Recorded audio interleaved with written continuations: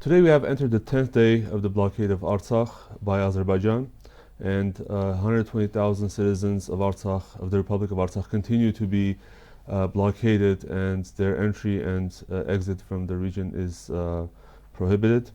And as part of a collaboration with 168, Groong podcast is conducting these interviews with different policymakers and different politicians to understand Armenia's choices and what next to do. Today our guest is Hayk Mamijanyan, member of parliament from the Pativ Unem, or I Have Honor Alliance, and also a member of the Republican Party of Armenia. Welcome, Hayk. Thank you for the invitation. Mr. Mamijanyan, so this is the 10th day now, and throughout this whole time, Armenian authorities are sort of pushing the responsibility of action on our allies, specifically on our northern ally. And in your opinion, do the Armenian authorities, besides sort of blaming this or that side, do they have an additional role here? And what is that role that they have, and what have they been doing that? Let's go step by step. Well, I do not understand the rhetorics when the citizen of Armenia is demanding anything from the international players, international community, or our allies without addressing these issues and questions firstly to the government. Those guys are responsible for this, and if diplomacy would work, we wouldn't be here. So let's start from the point. First of all, did the Armenians citizens of Republic of Armenia and citizens of Artsakh had higher expectation from our ally? Maybe. But the only person in charge for this situation is the so-called Prime Minister, and let me express why. There can be problems between friends, between colleagues, between allies, between partners. Those problems, those issues had to be solved between those two entities. So I do not understand the reason why those issues had to be addressed publicly. Fortunately or unfortunately, our citizens can't see what I'm or my colleagues speaking to our partners, international ones. And those issues had to be addressed, but in a private meetings. I don't get how it's possible to speak with your strategic ally with announcements. That's what brought us here. So if the representatives of Armenian government, so-called representatives, have any issues to address, they have many channels to do that. The parliamentarian one, the Ministry of Foreign Affairs, or the head to state. Well, Pashinyan is not the head of state, but you got the idea. So if you start to speak with your strategic ally with announcement, with statements, this is where it gets us usually. So last night there was a UN Security Council session on this issue at the request of Armenia, and it was, as you say, mostly statements, but there is this opinion that the only statement essentially that was sort of outside of the boundary of what we would sort of expect was Russia's, in that specifically they said that, I believe the Russian statement said that we do not see a violation of the November 9-10 statement. However, the sides are trying to work this out, so this is an adjacent issue that is being resolved, and many are sort of it's difficult, right? Because when you're in a position of helplessness, like many people are, and I'm not saying that we should be in that position. So what led us here? Why is specifically Russia trying to balance the situation? What are the factors that influenced its position yesterday or last night? Well, let me start with a bit of a history. many of our viewers should remember that during this year, in the beginning of this year, if I'm not mistaken, in the 20th numbers of February, there was signed an agreement between Russia and Azerbaijan. I'm not getting into details how it can impact the geopolitical situation in the region and so on and so on, so because it was spoken at that time for a very long time. But you see, those agreements are usually well prepared for months. Concretely, this agreement was being prepared a year ahead, if I'm not mistaken. So what do I expect after this signing of this agreement? There is a scenario when the relations between Russia and Azerbaijan can bring, let's name it, more stability to the region. Well, Russia will keep in check Azerbaijan and stuff like that. Well, it is a scenario that you have to entertain. But first of all, I do expect that after the signing of this agreement, during days, the ambassador of the Republic of Armenia to Russia has to be changed. Well, there is no other way for that. Right. It means you have a problem. It wasn't done. I don't even want to speak about the person who is the ambassador at the moment, who has no diplomatic background at all, whose credentials were received, if I'm not mistaken, after a year of his getting to the Russian Federation, and so on and so on and so. I won't even speak about what, well, I do mostly communicate to the parliamentarians. What do parliamentarians tell about the guy who is currently an ambassador? But you could see all this coming. Yes. It wasn't hard to predict. For our viewers, I just want to remind, so the agreement that I believe Hayk is talking about is on allied relations between Azerbaijan and Russia, and I think it was signed 2 days before the Russian special military operation. Yes. So, regarding the UN is a very difficult organization, extremely difficult one, a multi-layer one, and, well, my status prohibits me of speaking some things, but the step from the statements to action usually is a very long one in case of UN. The foreign minister of Armenia today or late night yesterday has stated that there is a consensus regarding the blockade of Artsakh in the international community. I have to say regarding that the sentence that I usually say to all my international colleagues. In the framework of Armenian-Azeri relations, in the framework of nagorno-karabakh conflict, it's really easy to take so-called Armenian side in this conflict because it's the side where the justice is. So if you ask me, is there a consensus regarding the justice? Well, maybe. At least I hope so, because I do believe that the international community has to be based on values, even it's not, and it has never been. But what will be the next step? I don't want to sound talking in favor of any power, superpower or international player or actor, but Azeris are a type of people when you need to project strength. They understand only that language, that way of talking, that way of negotiations. Well, it's an unfortunate, but it's a fact. To project strength, you do have to need the troops on the ground.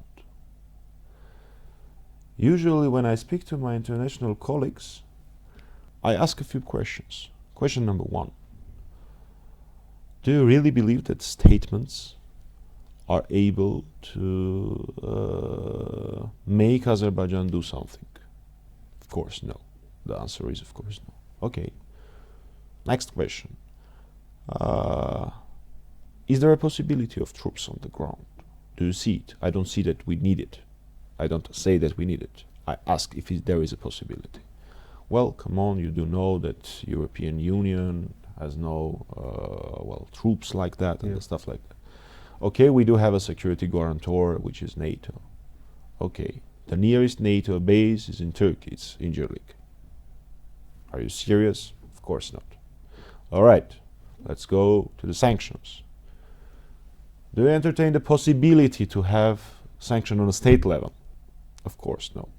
And I do remind Why that because 4 days ago, Madame von der Leyen has signed an agreement with the dictator Aliyev, and well, the speech was, if I was not reading that it's about Azerbaijan, I would think that it's about Belgium or Austria. Well, the answer is no, of course no. We're in an energy crisis and stuff like that. All right. Do you possess at least possibility of the personal sanctions, individual ones? Well, we can't do that. We cannot humiliate the dictatorship. Well, what is there to expect? So, I do believe that for the solution, as I said, the mediator has to project strength. From where I come, to project strength is to have troops on the ground. At least to have a flag on the ground, because we all understand that the number of troops is irrelevant. Right. The flag is relevant. So it turned out that I answered with a question to a question, but I do think that's some food for thinking for our viewers. So, I want to take this issue of statements a little bit, deeper, because if Armenia really did want to generate more sympathy internationally on these issues, if the statements of foreign leaders and foreign countries are important, then why isn't the Armenian government doing more internally? I was at a protest yesterday. It was a very sizable one, but Artsakh has been in front of the UN for a week now almost, and I have never seen. It was Tevan Pogosyan was here yesterday, and he was saying the same thing. Why couldn't Pashinyan leave his office, which is 50 meters away from the spot where Artsakh is sitting, and go just shake his hand? What do you accept that argument, and do you think that Armenian government is doing enough to generate, at least within the Armenian population, or is it doing the opposite, suppressing any sign of sort of revolt or anger on this issue? Well, I will do the same. I will give the facts. I'll let the viewers to decide. The two oppositional factions, the Hayastan faction, Armenia faction, and the widower Pativ Unem faction, initiated snap hearing, the full hearing, plenary session of the parliament. Our aim was to have a joint statement of the Armenian parliament regarding the blockade. The statement was written by Hayastan faction, and we had our 6 or 7, I do not remember, amendments to it. There was not a single word of internal politics. You do know how I treat Pashinyan and what words I have used to describe him, but there was not a single word of internal politics in it. More than that, the position of widower Pativ Unem, our faction, was that you can include all our amendments except one. Artsakh can never be part of Azerbaijan. So when the ruling MPs, the members of the ruling party, start to say, well, we need unity and the stuff like that, have you read the statement they voted? It's useless. Such a statement could be done, with all my due respect to our friendly country Uruguay, by Uruguay. Concerns, statements that it's bad, that it's blockade, it's a catastrophe. Well, thank you all the countries that have stated like that. But I do believe that Armenia to Artsakh is a little bit more than our international friendly countries. Well, first example, they didn't do anything to have a valuable statement. Second point, unfortunately for them, I participate the meetings in the framework of parliamentary diplomacy. And I do know what is the rhetorics of very many members of the ruling party. I have told this a few times, and I will repeat it. During one of the meetings, one of the members of the ruling party, one of the Pashinyan's MPs, said two sentences. First one, Armenia and Azerbaijan has no problem with each other if Nagorno-Karabakh will be issue will be solved. And a second one, we do believe that it's possible and acceptable for our country for the all troops to leave Nagorno-Karabakh. When I asked, what do you mean? I switched to Armenian, not for our colleagues not to hear it. When I asked, what do you mean all the troops?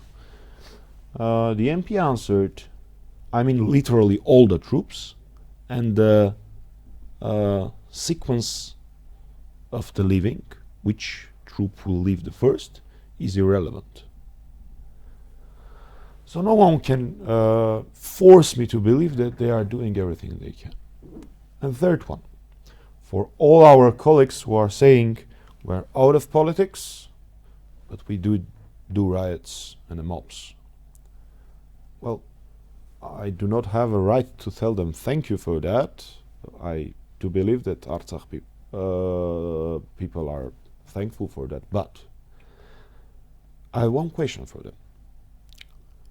What's the reason that Armenia is poorly presented on the different international platforms, from UN to OSCE? The reason is government. So of course we do have to do mobs and riots in front of the international organizations and delegations and the embassies, of course. But the core problem is sitting in the Republicans on the square of the Republic. It's the Prime Minister and his team, so-called Prime Minister, because they are the ones who got us here.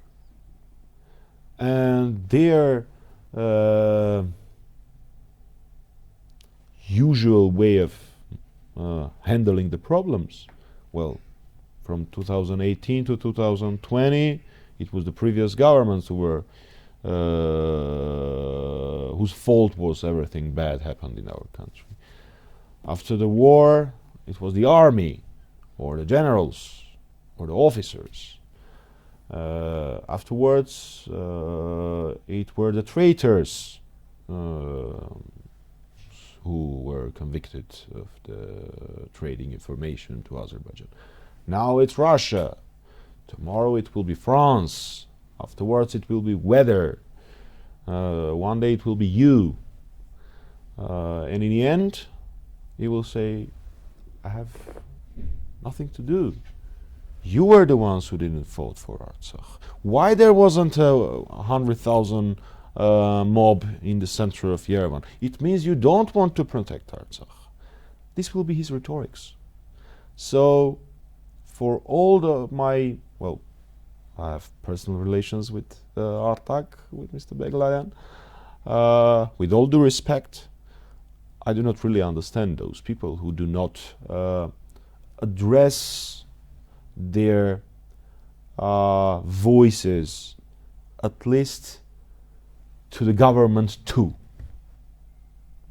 So, in fact, you alluded to the next question that I was going to ask, because last night there was a, as I said, there was a protest, and many times during the protest and even before, the organizers said that to not politicize the issue.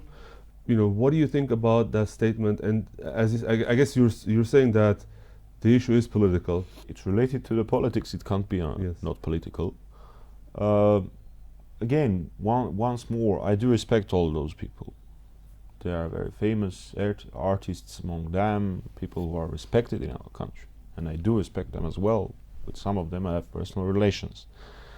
But you know, there is an old saying from the World War II. Well, I won't cite it from point to point, but the logic was, when they come for the Jews, I didn't speak anything because I wasn't a Jew. When they come for the communists, I didn't speak because I was not a communist. When they came for me, there was no one to speak. Well, they can continue to say we're out of politics. But they cannot repeat that question to the Turk or to the Azeri who is going to attack them in Cascade or in the center of Yerevan or in Jermuk. Well, it doesn't. It makes no difference for me if they attack us on Jermuk, on Cascade, or on Artsakh. Right. So I don't understand why they do that. Politics is a dirty thing, and in Armenia it's dirtier than anywhere. But you know, it's not about politics. It's about the right to live. And when the guy who is in charge puts in jeopardy the security of Armenia and Artsakh, well, I don't think that's the best idea to say I'm out of politics. Last night I watched an interview with Ruben Vartanyan, the state minister of Artsakh, and it was very heart-wrenching because in that interview Mr. Vartanyan alluded to indifference from different segments of Armenian society, including the government of Armenia. The opposition was also mentioned, and even international organizations, because there seems to be sort of all throughout this apathy. You know, someone, you know, since we care about Artsakh so much, that's very difficult to hear. And you know, I wanted to ask your personal opinion. What can we do today? What should be done, especially from your personal perspective and also the perspective of the Republican Party? All right. Well, starting with the Mr. Vartanyan's interview, I do believe that he was not referring to us. But one sentence regarding it, and I will answer your question. I do think that you can never blame society or the nation, because it's the job of the elites to generate the mainstream topics in the society. If the movements and the mobs regarding the security of Artsakh are only a few tens of thousands of people, not hundreds, I do think that's the problem of communication. Because we didn't, well, I say we, not to make anyone feel bad, we had to communicate to our citizens, to our compatriots, that the security of Artsakh is the security of Armenia. At least physically. At least physically. Not to say nothing more. So we have to explain that to our brothers and sisters. I'm against blaming them. Mm-hmm. I do think that we have to blame ourselves. It's hard to do for some people, but anyway. Regarding what should we do? First of all, and please understand this correctly, me as a member of Republican Party, I do have a small, I wouldn't say that a privilege, but the leader of my party, third president of Armenia, stated several times that he has no interest in holding a high position or a governmental position. So, as you can guess, it's not a fight for the power for us. I do believe that if the main negotiator will be changed, it will result many things. First of all, I don't care what Pashinyan and Mirzoyan and others state. It's obvious that Pashinyan made some verbal agreements. And now I don't give anything what he is binded, but the Republic of Armenia, unfortunately, is binded with those verbal agreements. So first of all, the change of the main negotiator will result at least nullification of those verbal agreements.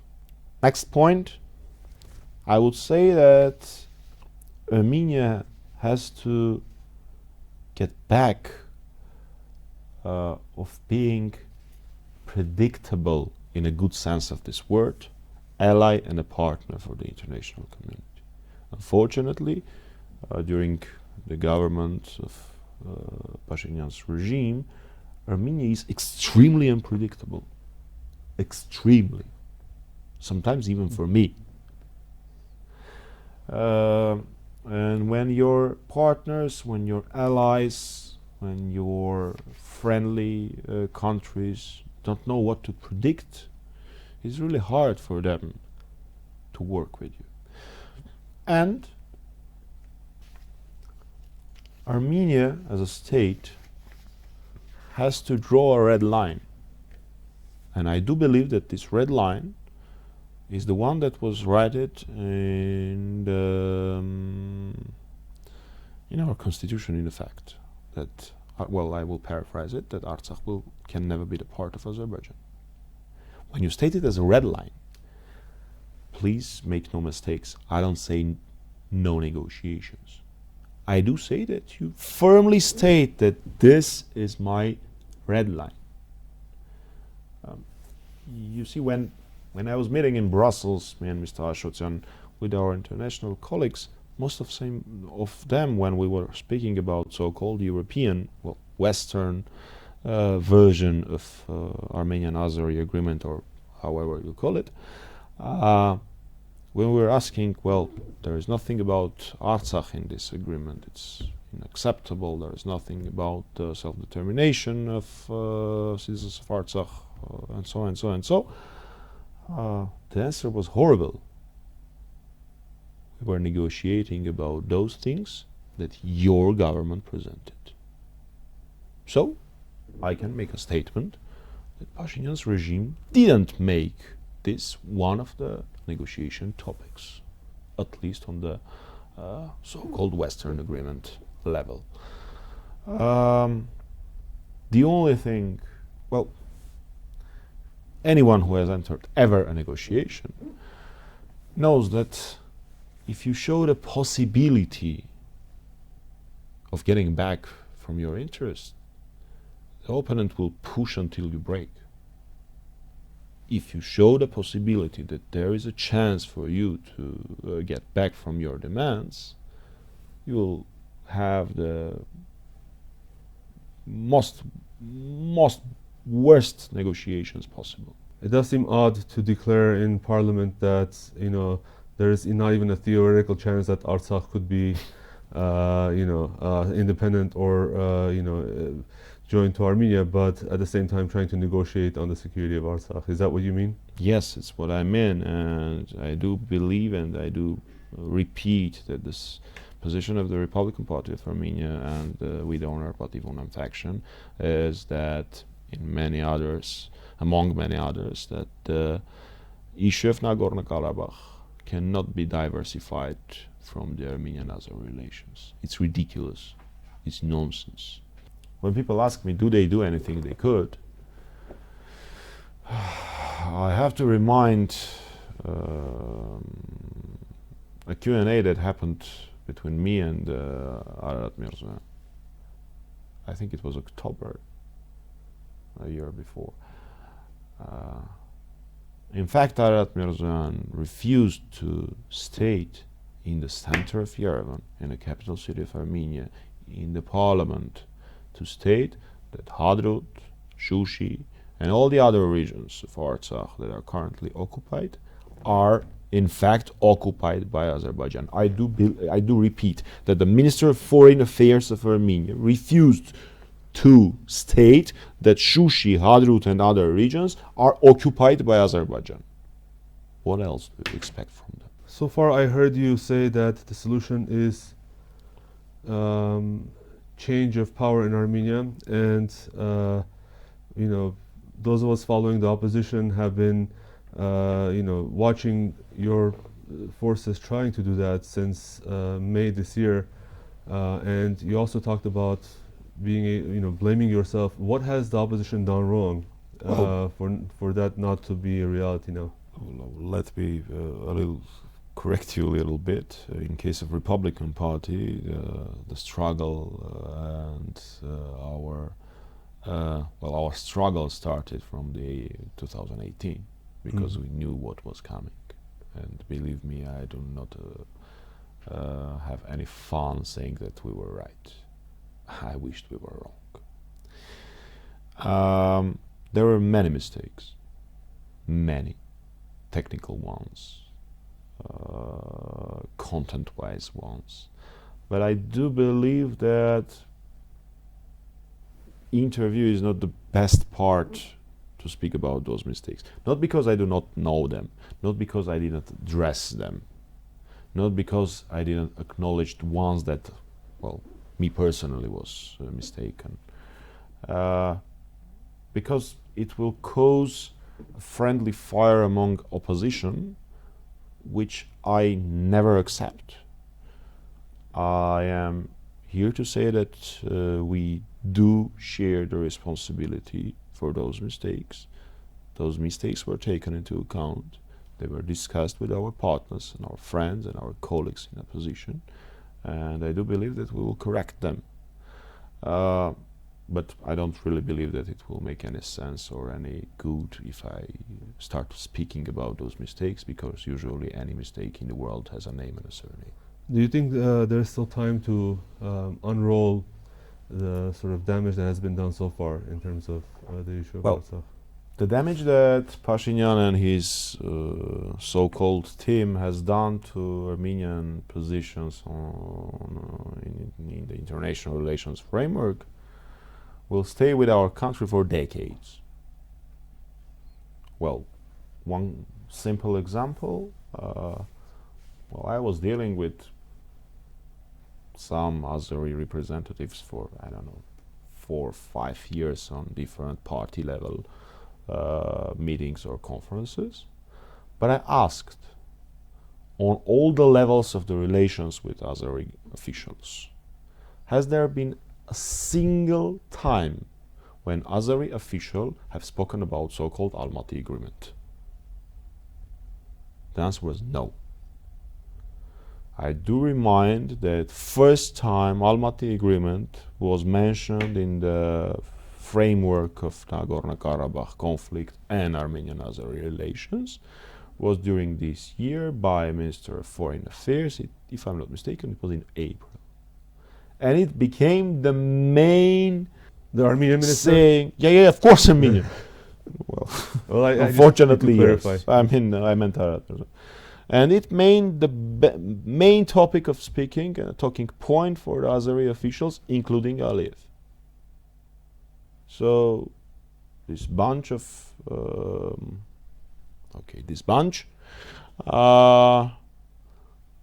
made that one more false accusation, false fact was brought to the negotiation process. Same will be with many different other things, with using the Turkish names of villages, with ridiculous statements that this or that village is not an Armenian one, and so on and so on and so on.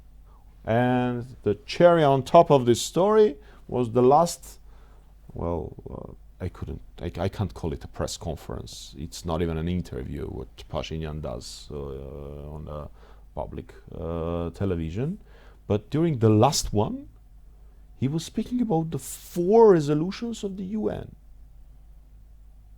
I haven't ever heard about those 4 resolutions from anyone but Azeris and those who are lobbied by Azerbaijan. Well, they have no clue with this story. Armenia has no responsibilities except one with those 4 resolutions. I have spoken about that hundreds of times. You have to realize that the person who is sitting on a chair of the Prime Minister of Armenia on the Armenian public television is speaking with the Azeri rhetorics. That's the reality. And it's the damage that Pashinyan has done to Armenian diplomacy for decades coming. Okay, and the last question, what are your predictions on what's going to happen next, and what is your what are going to be the opposition, specifically the Republican Party's next steps? I won't make a prediction when the blockade will be lifted. I do know that even when the blockade will be lifted, there will be other events like that. Me and my colleagues, especially Mr. Abrahamyan, who is an expert on Artsakh, have been speaking about the possibility of the blockade of Lachin corridor for a month. Well, to be honest, I wasn't expecting that it will be conducted this way, with the so-called eco-activists, but we were seeing it, and we were speaking about it.